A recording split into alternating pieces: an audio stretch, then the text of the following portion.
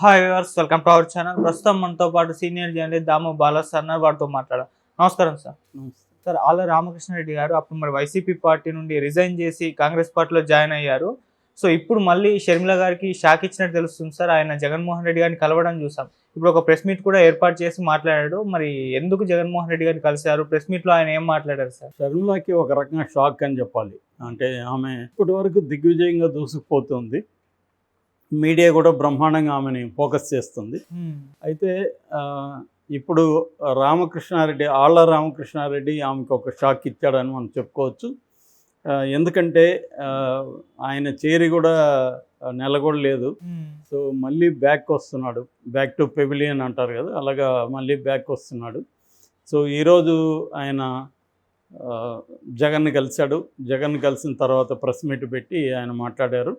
So ఆయన కారణం ఏంటి, అక్కడ ఏంటి అనేది ఇంకా డీటెయిల్గా చెప్పట్లేదు. కానీ ప్రధానంగా తనకు పోవడం వెనక జగన్ డెవలప్మెంట్ సరిగ్గా చేయలేకపోతున్నాము అన్న బాధతోనే నేను వెళ్ళిపోయాను. ఆమె కూడా వైఎస్ రాజశేఖర రెడ్డి కూతురు కాబట్టి, సో నాకు కూతురైనా కొడుకైనా నాకు వైఎస్ రాజశేఖర రెడ్డి అంటే ఇష్టము. అందుకని ఆమె దగ్గరికి పోయాను. బట్ అక్కడ కంప్లీట్గా ఆమె వైఎస్ ఫ్యామిలీనే ఇబ్బంది పెట్టేట్టుగా మాట్లాడుతుంది. అది నాకు నచ్చలేదు. సో కంప్లీట్గా జగన్ మీద ఫోకస్ చేసి ఇంట్లో కుటుంబ విషయాలంతా కూడా బయటికి తీసుకొచ్చేసి ఒక వైఎస్ఆర్కి ఒక ఘోరమైన అవమానంగా ఉంది ఇది. వైఎస్ఆర్ ఎంతో గొప్పవాడు, ఆయన ఫ్యామిలీ ఇలా అవ్వడం నాకు నచ్చలేదు. సో నేను ఆమె కాంగ్రెస్ పార్టీకి పనిచేస్తుంది అనుకున్నాను. కానీ ఇటు కంప్లీట్గా జగన్ని వైఎస్ఆర్ నుంచి దూరం చేయడం, సో వైఎస్ఆర్ కుటుంబాన్ని రచ్చకేడ్చడం అనేది నచ్చలేదు. సో అందుకనే నేను మళ్ళీ వచ్చేసానని చెప్పాడు. అయితే ఇక్కడ అసలు ఎందుకు వెళ్ళినట్టు, ఎందుకు వచ్చేసినట్టు అన్న ఒక ప్రశ్న వస్తుంది. సో దీనికి కారణం ప్రధానంగా ఏంటంటే, ఆళ్ళ రామకృష్ణారెడ్డి అసలు ఎందుకు పాపులర్ అయ్యాడు? 151 మంది ఎమ్మెల్యేలలో ఆళ్ళ ఒక్కడే ఎందుకు పాపులర్ అయ్యాడంటే అందరికీ తెలిసిన కారణమే, లోకేష్ను ఓడించాడు కాబట్టి. అప్పుడు ఆళ్ళ రామకృష్ణారెడ్డి తరపున క్యాంపెయిన్ చేసినప్పుడు జగన్ ఏంటంటే ప్రజలకి హామీ ఇచ్చాడు, మీరు కానీ ఆళ్ళను గెలిపిస్తే నేను మంత్రి పదవి ఇస్తానని. కానీ అది ఫస్ట్ విడతలోని ఇవ్వలేదు, రెండో విడతలో కూడా ఇవ్వలేదు. సో అది ఫస్ట్ వాళ్ళ హర్ట్ అవ్వడానికి ప్రధాన కారణం అదని చెప్తున్నారు. ఎందుకంటే లోకేష్ని ఓడించడమే కాకుండా తెలుగుదేశానికి సంబంధించిన అనేక విషయాల్లో అతను పోరాడుతున్నాడు. కోర్టు కేసులు ఉన్నాయి, కేసులు వేశాడు, సుప్రీంకోర్టుకి వెళ్ళాడు. ఇక్కడ కూడా ఓటుకు కేసు సంబంధించి కూడా నోటు కేసు సంబంధించి కూడా సుప్రీంకోర్టుకి వెళ్ళాడు, చంద్రబాబుని దాంట్లో చేర్చమని. సో ఇలాగా అతను క్లియర్గా తెలుగుదేశానికి వ్యతిరేకంగా పోరాడుతున్నప్పుడు, రెండోది అక్కడ లోకేష్ని ఓడించాడు. అంతకుముందుగా కూడా గంజి చిరంజీవి, ఇప్పుడే వైసీపీ తరఫున ఎవరైతే ఇన్ఛార్జిగా ఉన్నాడో అతను గంజి చిరంజీవి ఇంతకుముందు తెలుగుదేశంలో ఉన్నాడు, అతన్ని కూడా ఓడించారు. కాబట్టి 2 సార్లు అక్కడ ఎన్నికై, సో లోకేష్ లాంటి వాడిని ఓడించి ఇబ్బంది పెట్టిన అతనికి హామీ ఇచ్చిన, నువ్వు హామీ ఇకపోతే పర్లేదు, హామీ ఇచ్చి ప్రజలకి ఇచ్చి చేయలేదంటే అది ఇబ్బంది అయింది. కాకపోతే జగన్కి ఏంటంటే అతను ఇప్పటికే రెడ్ల తరపున ఎక్కువ ఉన్నాయన ఇది ఉంది కాబట్టి అందరిని అకామిడేట్ చేయలేక అతను ఇవ్వలేదని చెప్తారు. దాంతోపాటు ఇంకా అతను చెప్తున్నది ఏమంటే, అసెంబ్లీ నియోజకవర్గానికి కూడా నిధులు కూడా ఇవ్వలేదు. 200 కోట్లు ఇస్తూ ఉన్నాయని, 1000 కోట్లు అడిగితే 200 కోట్లు అన్నారు, అది కూడా చివరికి ఇవ్వలేదు. నేను నా మాట మీద చాలామంది కాంట్రాక్టర్లు చేశారు, వాళ్ళందరూ ఇప్పుడు ఇబ్బందుల్లో ఉన్నారు. నేను అప్పులు చేసి నేను కొన్ని కోట్లు ఖర్చు పెట్టి అభివృద్ధి కార్యక్రమాలు చేశాను. సో కనీసం లోకేష్ ఇక్కడ నిలబడతాడు కాబట్టి లోకేష్ నియోజకవర్గాన్ని డెవలప్ చేద్దామని కూడా జగన్ అనుకోలేదు. సో అందువల్ల ఇబ్బందులు ఎదురైనాయి. నేను ప్రజలకి ఇప్పుడు ఏమని మళ్ళీ ఎన్నికల్లో పోయి ఓట్లు అడగాలి? నేను హామీలు ఇచ్చిన నెరవేర్చకుండా మళ్ళీ ప్రజలకి ఏమని అడగాలి? అందుకని నేను కంటెస్ట్ చేయదలుచుకోలేదు ఇక్కడ. సో నేను పార్టీ నుంచి రిజైన్ చేస్తున్నాను. ఇటు ఎమ్మెల్యేగా కూడా రిజైన్ చేస్తున్నానని చెప్పాడు. ఓకే. దాని తర్వాత ఇంకా వేరే విషయాల మీద జగన్ మీద అతను మిగతా వాళ్ళలాగా అతనేమీ చేయలేదు. నాకు పర్సనల్గా అన్యాయం జరిగిందనో, నాకు మినిస్టర్ ఇస్తాడని అవేమి కూడా అతను మాట్లాడలేదు. ఓన్లీ ఏంటంటే డెవలప్మెంట్కి సంబంధించి జగన్ స్పందించాల్సినంతగా స్పందించలేదు. అందువల్ల నాకు ఇబ్బందులు ఎదుర్కొన్నాను. దాంతో ఇప్పుడు మళ్ళీ నేను రెండోసారి ఓట్లు అడగాలంటే నాకు ఇబ్బంది అవుతుంది అనేది మాత్రమే చెప్పాడు.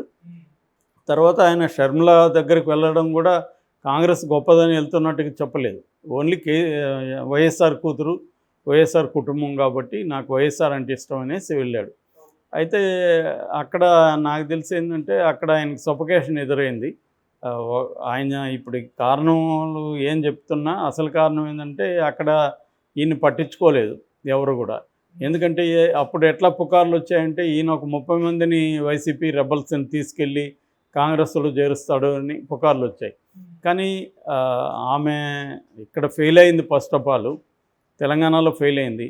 అక్కడ పోయి సక్సెస్ అయ్యే పరిస్థితి ఏం కనబడలేదు. ఎందుకంటే ఆల్రెడీ వైఎస్ఆర్ లెగసీ అనేది జగన్కు ఉంది. రెండోది వైఎస్ఆర్ లెగసీని పట్టుకొనే జగన్ బతకలేదు. జగన్ కూడా సొంతంగా ఓదార్పు యాత్ర నుంచి ఎప్పుడు చూసినా జనంలోనే ఉన్నాడు. అనేక ఇష్యూస్ మీద రకరకాల రూపాల్లో అతను తెలుగుదేశానికి వ్యతిరేకంగా పోరాడాడు. పాదయాత్ర 3000 కిలోమీటర్ల పైన పాదయాత్ర చేశాడు. అలాగే జనంలో ఏంటంటే దగ్గరకు ఉన్నాడు మన నాయకుడు, మన సమస్యలను పట్టించుకుంటున్నాడు, ఇతనికి ఒక ఛాన్స్ ఇచ్చి చూద్దామని జనం అతనికి వేశారు. సో ఓన్లీ వైఎస్ఆర్ లెగసీని పెట్టుకొని అతను బతకలేదు. తర్వాత కూడా తన ముద్ర వేయడానికే అతను ట్రై చేశాడు.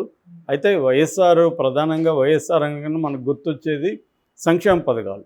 సో అదే సంక్షేమ పథకాలని మరింత పకడ్బందీగా, మరింత ఆర్గనైజ్డ్గా టెక్నాలజీని ఉపయోగించుకొని ఒక సింగిల్ బటన్ నొక్కడం ద్వారా డైరెక్ట్గా వాళ్ళ అకౌంట్లోకి వెళ్ళిపోయే విధంగా చాలా స్కీముల్ని అలా చేశాడు. దానివల్ల ఏమైందంటే లీకేజెస్ లేకుండా పోయింది. మధ్యలో వాళ్ళు వీళ్ళు తినేయడం, వాళ్ళని వేధించడం, లంచాలు ఇస్తే కానీ వాళ్ళకి ఇవ్వకపోవడం, అటువంటి వ్యవస్థ అనేది పోయింది. దానికి ప్రధాన కారణం ఒకటి టెక్నాలజీ, 2 వాలంటరీ వ్యవస్థని, సచివాలయ వ్యవస్థని తను ఏర్పాటు చేయడం. వీటి వల్ల తను లీకేజెస్ లేకుండా తన పథకాలు లబ్ధిదారులకి డైరెక్ట్గా చేరడం అనేది బహుశా ఆంధ్రప్రదేశ్లో మొదటిసారి. ఓకే. సో ఇటువంటివి చేయడం వల్లే అతనికి ఇదైంది. కానీ కేవలం వైఎస్ఆర్ పేరు చెప్పి బతికేయడం అంటే కష్టం. ఈమె ఇప్పుడు వెళ్ళి 10 ఏళ్ళుగా ఈమె అక్కడ పోరాడలేదు. 10 ఏళ్ళుగా ఆంధ్రప్రదేశ్ సమస్యల మీద ఎక్కడా కూడా ఆమె గలం వినిపించలేదు. పైగా తెలంగాణకు వచ్చేసి నేను తెలంగాణ బిడ్డని, తెలంగాణ కోడల్ని, నేను ఇక్కడే పోరాడతాను, ఇక్కడే తెలంగాణ ప్రజల కోసం ఏమైనా చేస్తాను, దీంతో ఆంధ్రప్రదేశ్తో కూడా పోరాడతాను నేను అని చెప్పిన ఆమె సడన్గా ఇప్పుడు వచ్చి ఆంధ్రప్రదేశ్ ప్రజల కోసం, మా నాన్న కోసం నేను పోరాడతాను అని చెప్తే అక్కడ ఇమ్మీడియట్గా ఎవరు నమ్మే ప్రసక్తి కనబడలేదు. ఎప్పుడైతే అది లేదో ఆమె జనాలకు కూడా వందల సంఖ్యలో వస్తున్నారు, కానీ ఆమె సభలకు కూడా వేల సంఖ్యలో జనం అనేది రావట్లేదు. మీడియా హైప్ అనేది మాత్రమే జరుగుతుంది ఆమెకు. ఎందుకంటే ఆమె జగన్కి నష్టం చేస్తుంది కాబట్టి జగన్ వ్యతిరేక మీడియా ఆమెను హైలైట్ చేస్తుంది. That simple. లేకపోతే మీడియా కూడా ఆమెను పట్టించుకునేది కాదు. సో ఈ కాంటెక్స్ట్లో ఆమెతో చేరడానికి ఎవరు కూడా ముందుకు రావట్లేదు. సో ఆర్కేకి కూడా మనం రాంగ్ డిసిషన్ తీసుకున్నాము, సో ఇక్కడికి రావడం కరెక్ట్ కాదు అనే విషయం అర్థమైంది. ఈ లోపల వైసీపీ పరిస్థితి ఏంటి, మంగళగిరిలో గంజి చిరంజీవిని పెట్టారు. ఆయన తెలుగుదేశం నుంచి వచ్చాడు. గంజి చిరంజీవిని ఎందుకు పెట్టారంటే అక్కడ ఆయన సామాజిక వర్గం, నేత పనివాళ్ళు, పద్మశాలీలు వాళ్ళు ఎక్కువ మంది ఉన్నారు ఆ నియోజకవర్గంలో. సో అందుకని ఆయన పెట్టారు. కానీ ఇప్పుడు ఆయనేమో డైనమిక్గా వెళ్ళట్లేదనే మాట వినిపిస్తుంది. ఇంకొక మాట కూడా ఏంటంటే అతను గతంలో తెలుగుదేశంలో ఉన్నాడు కాబట్టి లోకేష్తో కుమ్మక్కయ్యాడని కూడా విమర్శలు కొన్ని వస్తున్నాయి. సో ఈ కాంటెక్స్లో వాళ్ళకి మళ్ళీ గంజి చిరంజీవిని మార్చి కమలాన్ని తీసుకురావాలా ఏంటనేది కూడా ఆలోచిస్తున్నారు. ఆ క్రమంలో ఈయన మళ్ళీ వెనక్కి రావడం వల్ల ఇప్పుడు ఈయనకి టికెట్ ఇస్తారా లేదనేది ఇంకా కన్ఫర్మ్ చేయలేదు. సో ఈయనకి మళ్ళీ టికెట్ ఇస్తే ఈయన పనిచేసుకునే అవకాశం ఉంటుంది. ఈయన గతంలో కూడా ఈయనకి టికెట్ ఇవ్వనని జగన్ చెప్పలేదు, ఈయనే నేను పోటీ చేయనని చెప్పాడు.